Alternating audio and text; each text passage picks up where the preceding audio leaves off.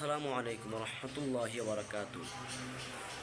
আপনারা উপরে স্ক্রিনের মধ্যে যে একটা ফটো দেখতেছেন, একজন আলেম হয়ে হিন্দুদের মন্দিরে গেল, একজন মুসলমান হয়ে, প্রথমত উনি একজন মুসলমান, উনি একজন আলেম যার ভিতরে কোরআন হাদিসের জ্ঞান রয়েছে। উনি কি করে একটা মন্দিরে যেতে পারে? এটা আপনারা কমেন্ট অবশ্যই জানাবেন। যে জায়গার মধ্যে গান শোনা হারাম, গানকে স্বীকৃতি দেওয়া এটা কুফুরি, ওই জায়গার মধ্যে একজন আলেম হয়ে উনি কিভাবে হিন্দুদের মন্দিরে গেলেন এবং ওই জায়গার মধ্যে গীত গাইলেন, কথাবার্তা বললেন একজন আলেম হয়ে। ওনার দেখা দেখা মানুষ এটাকে এখন জায়েজ মনে করবে। হাজারো মুসলমান এখন ওনাকে দেখে মানুষ কিন্তু যাবে।